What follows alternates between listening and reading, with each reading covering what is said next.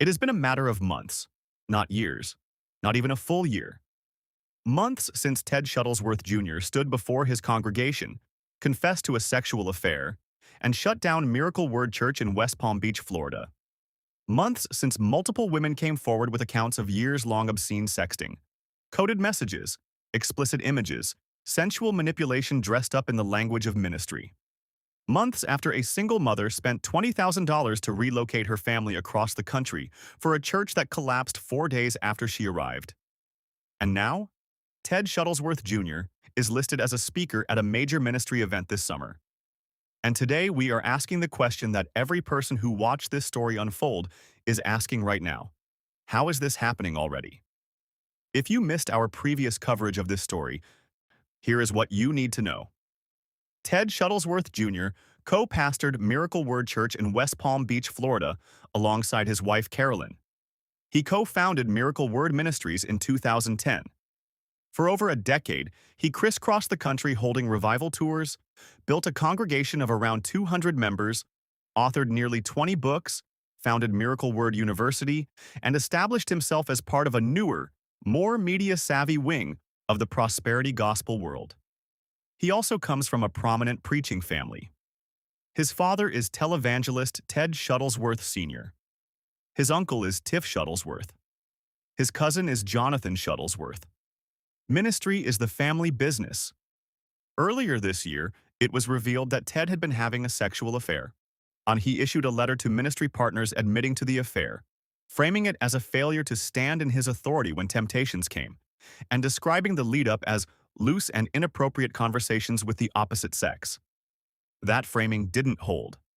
Following the initial report, multiple women came forward with accounts that bore no resemblance to loose conversations.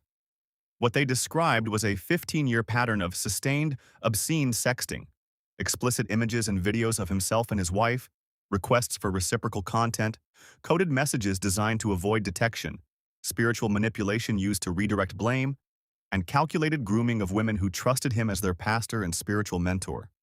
At least 6 women have been identified. Investigators believe there are more who have not yet come forward. Now, Miracle Word Church closed. The congregation scattered, and Ted said he was stepping away from ministry, for now. That "for now" lasted approximately no time at all. Ted Shuttlesworth Jr. has been confirmed as a listed speaker at Mark Hankins' upcoming Camp 265 meeting scheduled for this summer. Let me say that plainly.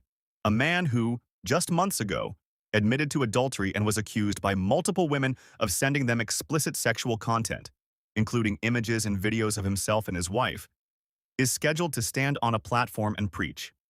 And here is the detail that makes this even more significant. Mark Hankins and his ministry are not just giving Ted a platform. According to reporting, they are actively involved in his so-called restoration process, taking a hands-on role in returning him to public ministry. This is not Ted quietly showing up somewhere. This is organized. This is intentional.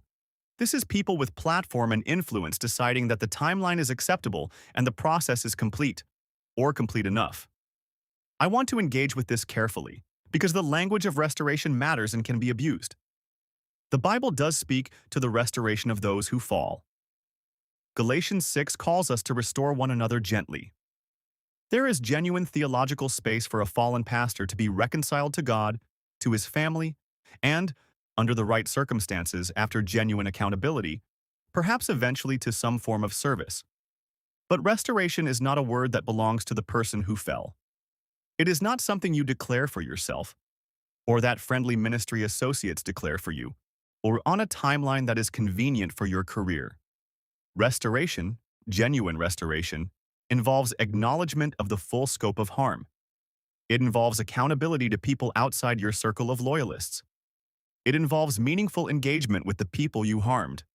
It involves a sustained period of demonstrated character change, not months, but years, verified by people with no vested interest in your comeback. It involves the victims having a voice. Nothing in what we have seen from Ted Shuttlesworth Jr. meets that standard. He issued a letter that minimized the scope of his conduct. He has not, to our knowledge, made any public acknowledgement of the specific women who came forward with accounts of sustained sexual misconduct. He has not addressed the fact that multiple women described years of obscene messaging, not one incident, or not one moment of weakness, but a pattern across 15 years. He has not addressed what happened to Tiffany, the woman who spent $20,000 to uproot her life for his church, knowing, as he did, that the church was already unraveling when he invited her down. And now, months later, he is on a summer conference program. That is not restoration. That is the rehabilitation of a platform. Now let's talk about Mark Hankin's specific role, the broader systemic failure this represents. What genuine accountability would actually require, and what is at stake for the women this directly affects? On Hankins, the issue is not necessarily his character. The issue is the process. Who is this restoration accountable to beyond his ministry circle? What independent voices are involved? Have the women who came forward been consulted or given any role in evaluating whether Ted is fit to return? These are not rhetorical questions. They are the minimum standard any credible accountability process must meet. Friendly endorsement from a ministry partner is not accountability. A summer conference slot is not evidence of rehabilitation. Camp 265 attendees deserve to know who is on their platform and why. And this is not unique to Ted's situation. It is a pattern that repeats itself in evangelical and charismatic circles with depressing regularity. A pastor falls. He admits just enough to appear contrite. Ministry allies vouch for his heart. A quiet internal restoration process is announced. And within months, sometimes weeks, he is back on a platform while the people he harmed receive no formal acknowledgement, in no restitution, and no seat at the table when the timeline is being decided. What should actually happen in a case like this? A full, honest public accounting of the full scope of misconduct, not the carefully worded minimum. Independent pastoral oversight from people with no existing relationship or shared network. A sustained period of private life, not months, but years, with no platform and no ministry income. And most importantly, a genuine, structured process that gives the harmed women a meaningful voice. That is what accountability looks like. None of it takes months. And those women are still out there. Still in the city he brought them to. Still rebuilding lives he disrupted. The woman who spent $20,000 to move her family. She is still there. She reached out to Ted and Carolyn after the collapse and was pushed aside. Now the man responsible is booking summer engagements. What does that communicate to her? What does it communicate to every person sitting in a pew somewhere, quietly enduring something similar, watching to see whether the institution will protect them or protect the minister? Ted Shuttlesworth Jr. was given a platform by the church and used it to harm the people who trusted him, repeatedly, over 15 years, in ways he spent a great deal of energy concealing. The church does not owe him another platform. It owes the women who came forward something far more important. The assurance that their accounts were heard, that they mattered, and that the institution does not simply reset and move on. If you are aware of additional information related to this story, reach out to us. Full anonymity is guaranteed. If this coverage has been valuable to you, if you believe church accountability journalism matters, please share this video. Subscribe to the channel. Leave a comment.